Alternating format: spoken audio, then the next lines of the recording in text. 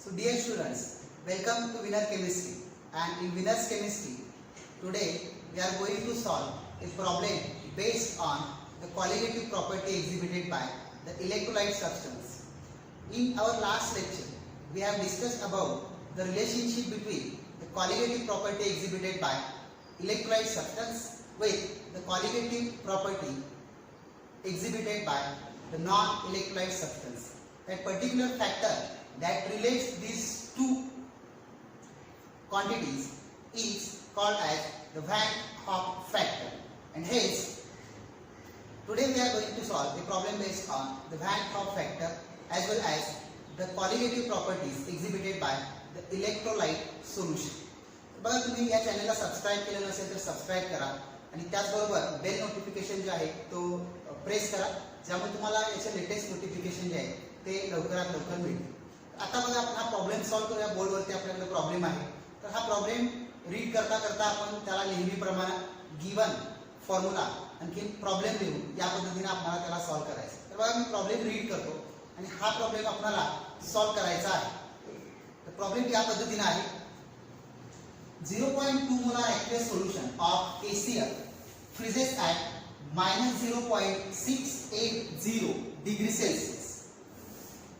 Calculate the Van Hoff factor and osmotic pressure of solution at 0 degrees Celsius, and we have provided one value of Kf, which is 1.86 Kelvin kilogram per mole for water. तर बघा, हा problem जो आहे हा आपल्याला solve करायचा आहे. दोन कॅल्क्युलेशन्स आहे याच्यामध्ये. सगळ्यात पहिलं कॅल्क्युलेशन जे आपल्याकडे आहे, तर बघा, आपल्याला व्हॅन हॉफ फॅक्टर कॅल्क्युलेट करायचं आहे, जो आपण इंडिकेट करतो आय हा त्याचा सिम्बॉल. आणि दुसरे कॅल्क्युलेशन आपल्याकडे आहे ऑस्मोटिक प्रेशर ऑफ सोल्युशन, आणि हे ऑस्मोटिक प्रेशर आपण कसं कॅल्क्युलेट करायचं यासाठी बघा हा प्रॉब्लेम 3 स्टेप्स मध्ये आपण सॉल्व्ह करूया. सगळ्यात पहिल्यांदा जे जे क्वांटिटीज गिवन आहे ते आपण लिहूया. मी स्टार्ट करतो. बघा, गिवन काय काय आहे ते आधी आपल्याला एक्सप्रेस करायचं आहे. त्यामुळे सगळ्यात पहिल्यांदा बघा, concentration of solution is given as 0.2 moles per kg. So this is the molarity of solution denoted by small m, which is equals to 0.2 moles per kg. Small m indicates the molarity. We have provided KCl as an electrolyte substance. हा KCl electrolyte आहे आणि KCl electrolyte water मध्ये add केल्यानंतर त्या सोल्युशनचा जो freezing point आहे त्याची value आपल्याकडे दिलेली आहे -0.680 degrees Celsius. This is the freezing point of solution, which is denoted by TF. त्यामुळे ही TF व्हॅल्यू आपल्याकडे आहे, जे आपण लिहूया. TF व्हॅल्यू जी आपल्याकडे आहे ती किती आहे बघा, -0.680 डिग्री सेल्सिअस. पण जसे की आपल्याला ही केल्विन मध्ये कन्वर्ट करायचे, मी याच्यामध्ये करतो बघा +273.15 इतकं. त्यामुळे व्हॅल्यू आपल्याकडे येईल बघा TF freezing point of solution.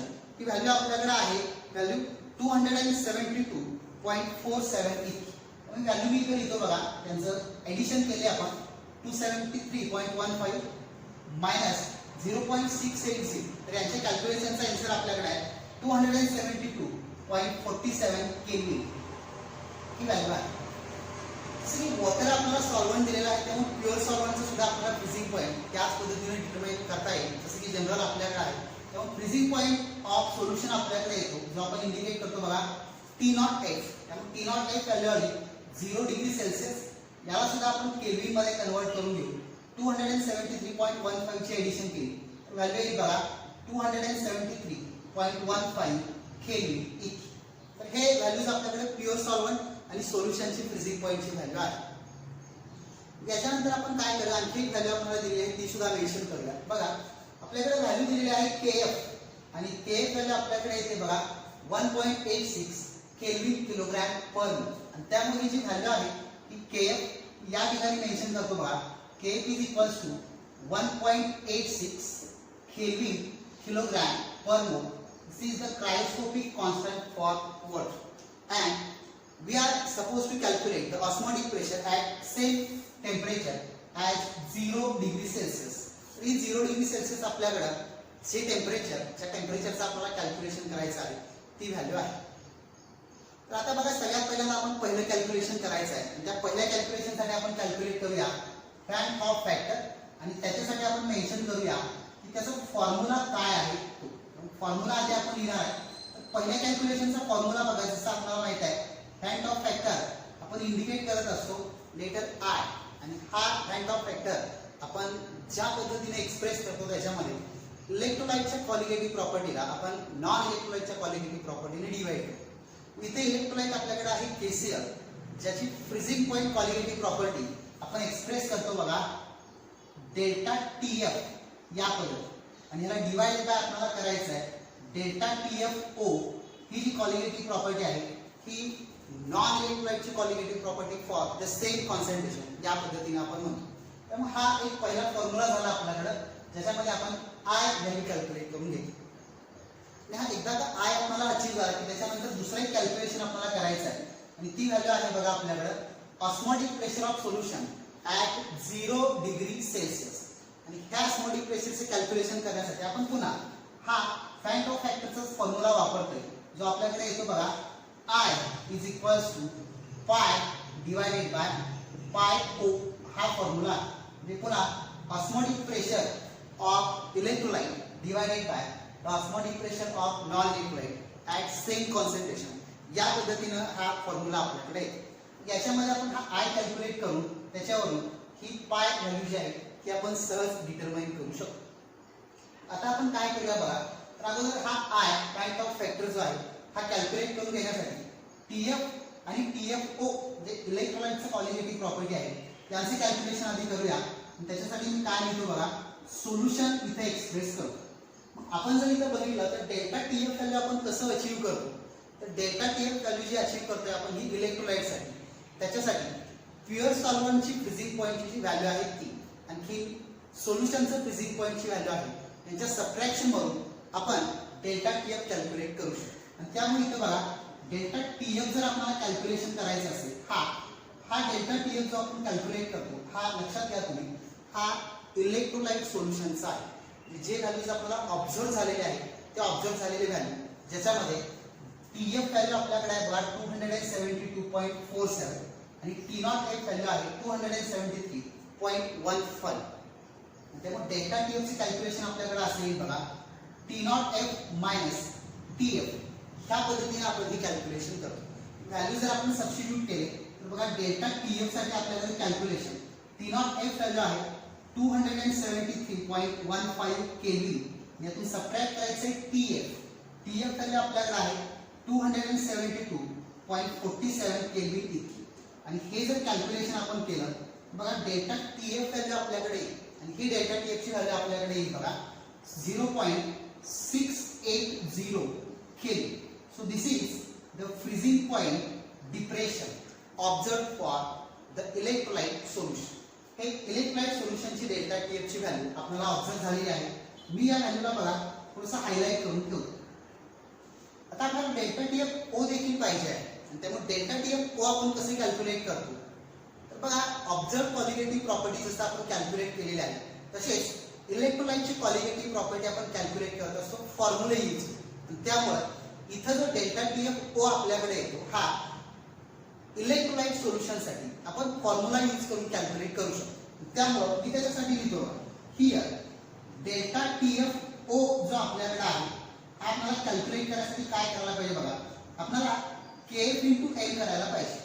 KF जो आपल्याकडे cryoscopic constant into the molarity of solution value जर आपण सबस्टिट्यूट केले तर बघा KF व्हॅल्यू आपल्याकडे आहे 1.86 केल्विन किलोग्रॅम पर मोल आणि मोलॅरिटीची व्हॅल्यू सुद्धा आपल्याला दिलेली आहे गिवन मध्ये 0.2 मोल्स पर केजी या पद्धतीने ही व्हॅल्यू आहे.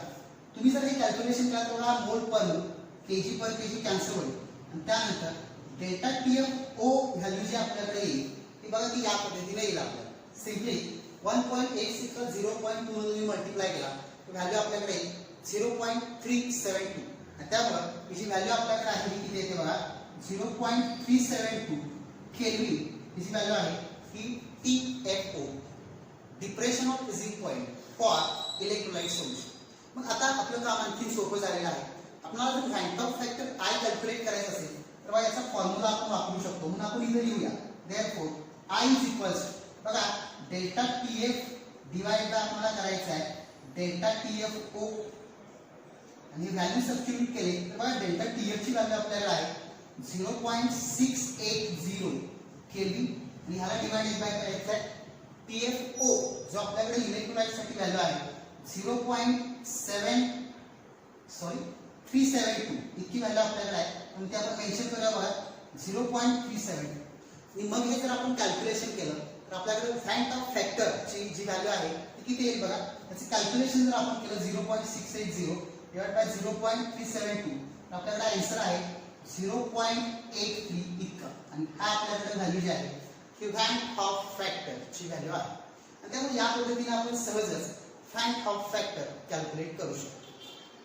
तर तुम्ही या ठिकाणी हे लक्षात घ्या जेव्हा आपल्याला काही व्हॅल्यूज ऑब्झर्व झालेल्या असतात इलेक्ट्रोलाइटच्या तेव्हा त्याच्या डिफरन्स मधून जी आपण व्हॅल्यू घेतो ही इलेक्ट्रोलाइटची व्हॅल्यू असते. आणि याच्या आधी जे काही फॉर्म्युले आपण यूज केलेले आहेत lowering of vapour pressure, boiling point elevation, freezing point depression आणि त्याचबरोबर ऑस्मोटिक प्रेशर ज्याच्यामध्ये आपण मोलार मास डिटरमाइन करायला जे फॉर्म्युले यूज केलेले आहेत हे इलेक्ट्रोलाइट सोल्युशन साठीचे फॉर्म्युले आपल्याकडे आहेत. त्यामुळे ते देखील तुम्ही बघा या पद्धतीने लक्षात घेऊ शकता की फॉर्म्युले वापरून जे कॅल्क्युलेशन करतो हे इलेक्ट्रोलाइट सोल्युशनचं कॅल्क्युलेशन असतं.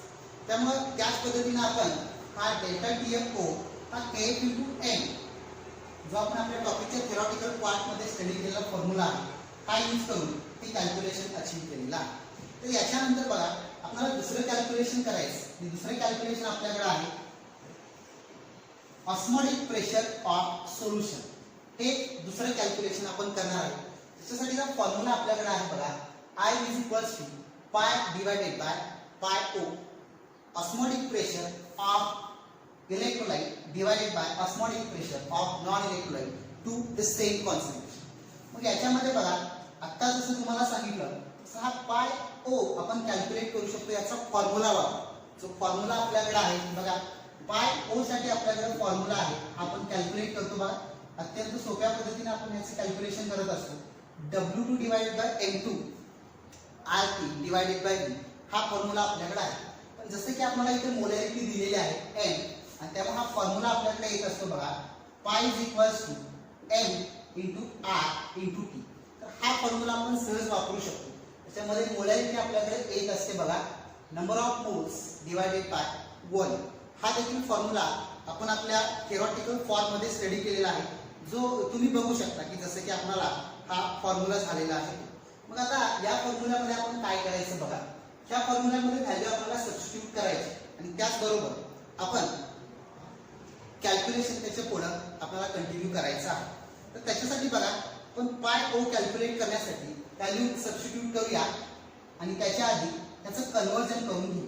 जसं की आपल्याला हा पाय कॅल्क्युलेट करायचा आहे तेव्हा पायच्या कॅल्क्युलेशनसाठी काय आला बघा फॉर्म्युला I × पाय 0 पाय O सॉरी तर हे हा आपल्याकडे फॉर्म्युला आहे.